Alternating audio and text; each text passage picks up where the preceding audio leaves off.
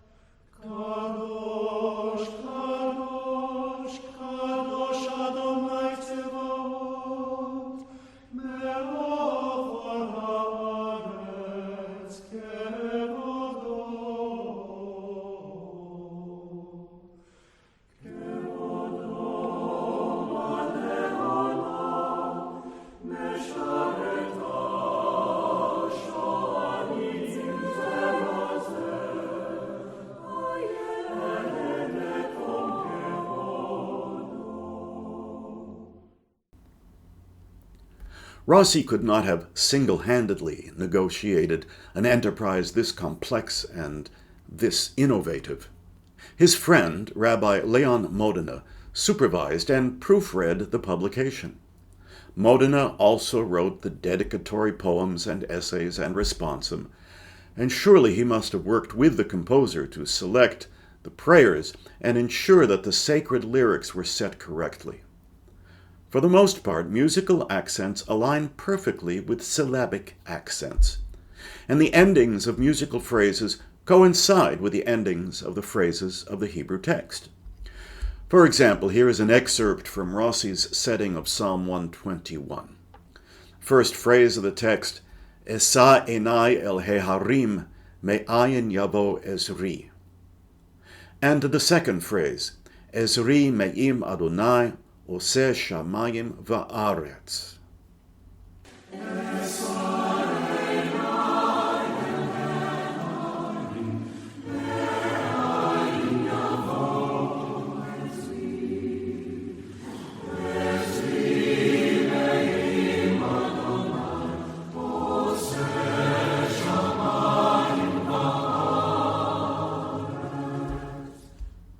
In a traditional synagogue, all prayers are chanted, never spoken, and a premium is put on the clarity of presentation by the cantor. The words must be clearly heard and properly pronounced. The sacred text had to be delivered exactly as written. No word could be omitted or added. No words could be repeated, and melodic embellishments were discouraged. Although some cantors were known to flout convention and stretch out the prayers with repetitions and embellishments, much to the consternation of the rabbinic authorities. At this time, many Catholic priests were also struggling to control liturgical music that they felt was excessively ornate. The Council of Trent in 1562 advised that the whole plan of singing should be constituted in such a way that the words may be clearly understood by all.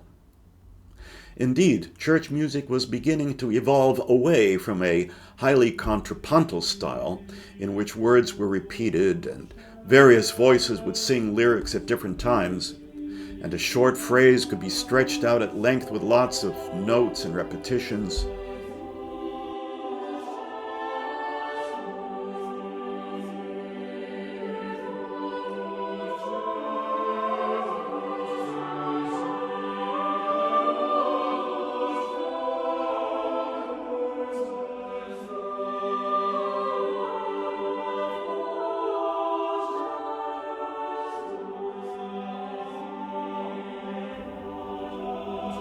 The new style of church music was more homophonic. All voices sang the same words at the same time. There was much less repetition, less stretching out.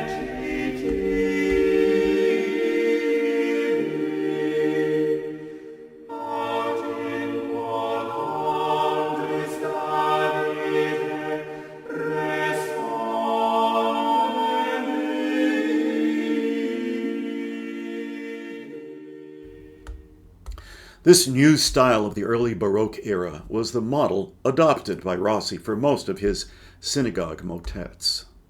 Clarity is paramount. The texture is mostly homophonic, with all voices singing the same words at the same time. Words are generally not repeated. Word treatment generally is syllabic. In other words, there is usually only one note per syllable.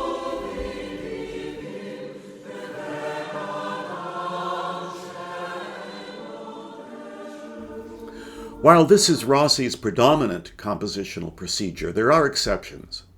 Sometimes the last line or last word of a prayer is repeated, as we will see in a few minutes. And there are exceptions to the one note per syllable rule. There are a few passages in a highly melismatic style. That means many notes per syllable. And this came to be known as stile antico, the old-fashioned style.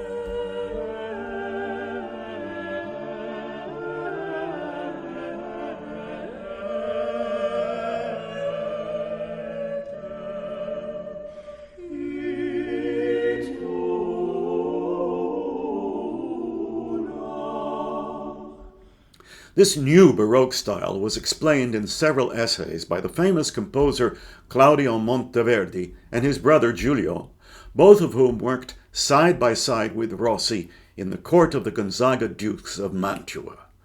They wrote about the difference between the old style, which they called the first practice, prima pratica, and the new style, the second practice, seconda pratica. In the old style, the music was more important than the words, or as they put it, the music had been the master of the words. But in the new style, the lyrics were the most important element, and the music would be driven by the words. The music would express the sentiment, would mirror the mood that was conveyed in the text. In the new style, composers would use appropriate musical devices to set the atmosphere. The tempo could be fast for joyous lyrics or slow for a lamentation. To illustrate different moods in the text, voices could be in the high or the low part of their range. Chords and scales or modes could tend towards major or minor. The meter could be duple or triple. Note values could be short or long. Chord progressions could be expected or surprising. Pitch combinations could be consonant or dissonant. Let's see how Rossi made this happen. In some of the motets, we can hear the music express the general mood from the very first note. Al Naharot Bavel, Psalm 137, is a lamentation originally written by Levite musicians exiled to Babylon thousands of years ago. In Rossi's synagogue, this text was part of a liturgy for Tisha B'Av, the saddest day of the year, marking many catastrophes in the history of the Jewish people. Accordingly, Rossi assigns the parts to low voices moving in a slow tempo.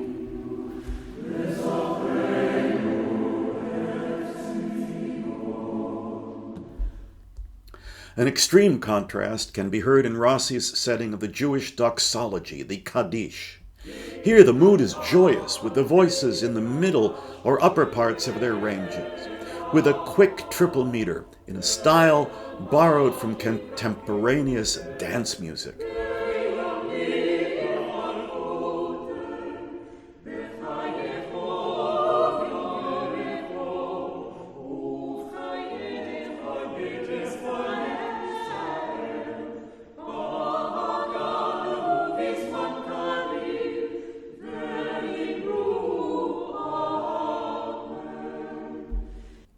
In addition to setting the overall mood of the music, Rossi indulges in what we call word painting.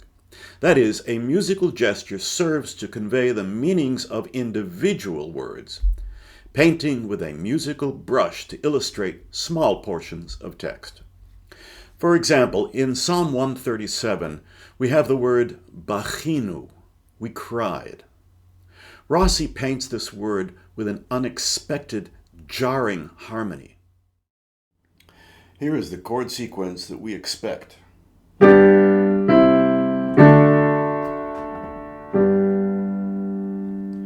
But here is what Rossi gives us.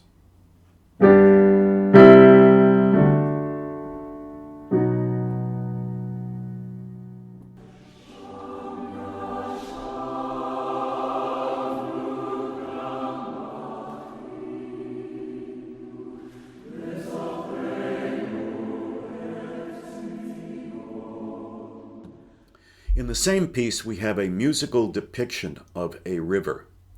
Actually, many composers used this device to illustrate the flowing water in a river. The notes flow with what we call a melisma, many notes on a single syllable, al naharot. And this melisma stands out in a texture that is otherwise generally syllabic, only one note per syllable. Rossi enjoyed using melismas to illustrate joyous words. Here is the word shir, song, at the beginning of Psalm 126.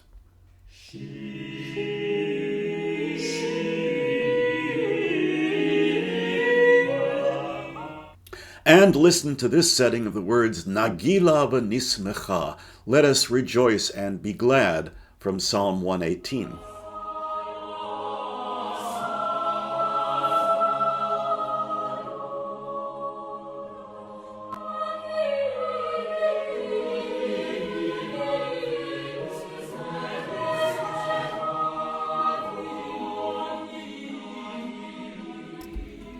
In Psalm 128, Shir HaMa'alot, Rossi uses a melisma to describe walking with the words Haholech bidrachav.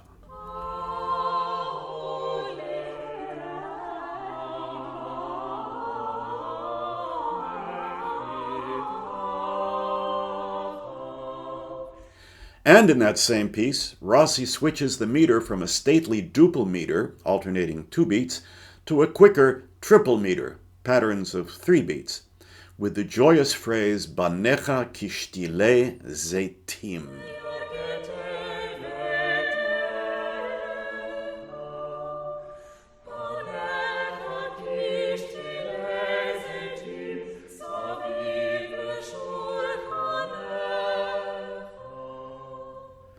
And one more example of word painting in that same piece. We hear a delightful musical pun. As we noted, Rossi doesn't generally repeat words, and he generally has all voices singing the words at the same time. But here, for the word shalom, the composer changes course. In the context of the psalm, shalom means peace or well-being. Shalom al Yisrael. But of course, shalom can also mean hello or goodbye. And Rossi arranged to have the voices call out to one another, shalom, hello, or perhaps goodbye, since this is the ending of the motet.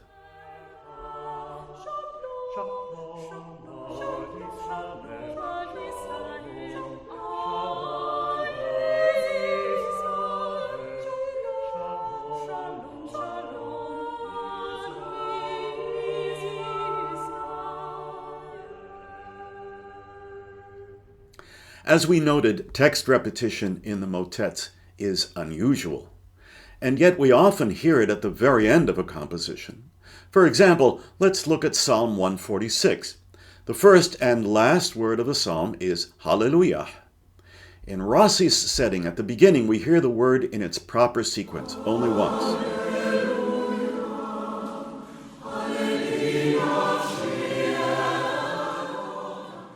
But at the end, even though the word appears only once in the psalm text, the composer repeats it over and over, and even stretches it out in some parts with melismas.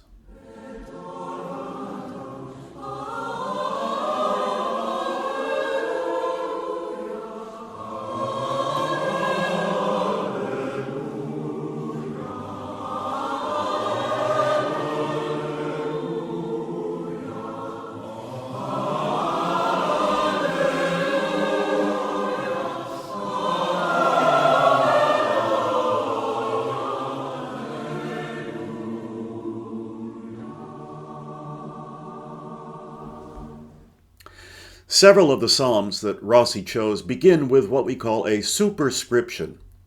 Well, that's basically a title that probably conveyed information to the conductor in ancient times, but whose meaning is obscure to us now. For example, La menatseach al hagetit mizmor leDavid. La menatseach means for the conductor. Al hagetit means, well, we don't know. Maybe gitit was a musical instrument, maybe a scale or a melody, we just don't know. Mizmor means a psalm, a sacred song with instrumental accompaniment. And leDavid could mean composed by the ancient King David. Here's another example. Shir HaMa'alot, a song of ascent. Perhaps a pilgrimage song, or perhaps a song to be sung on the steps going up to the ancient temple. Rossi often treated these puzzling initial verses as majestic introductions and clearly set off from the actual psalm text that follows.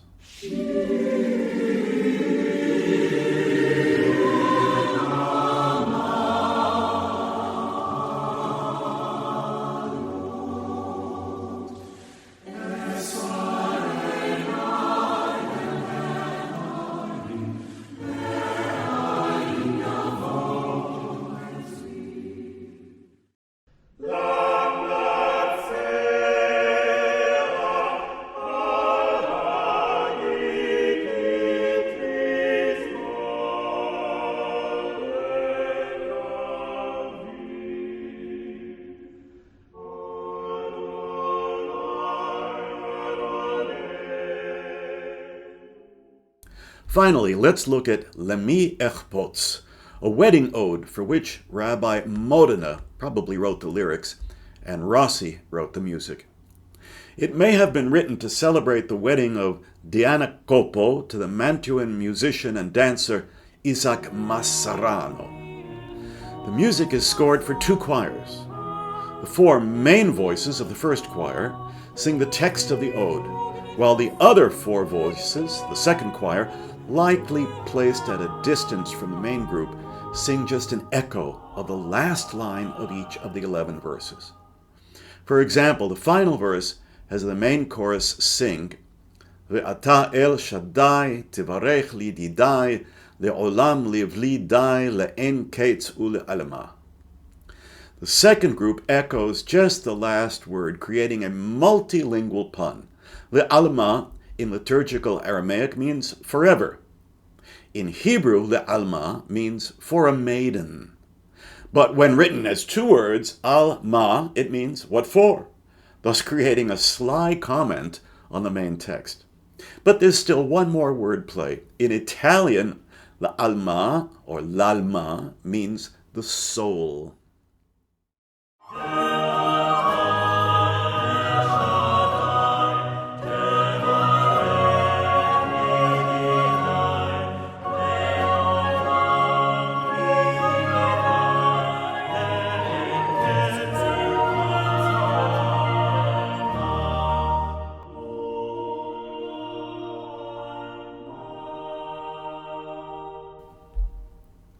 Working with his friend Rabbi Modena, Salamone Rossi created a book of musical compositions that is remarkable for its innovative application of the techniques of Italian music to the words of the Jewish liturgy. Using the most modern musical techniques of his time, Rossi created a brilliant and expressive new Jewish polyphony.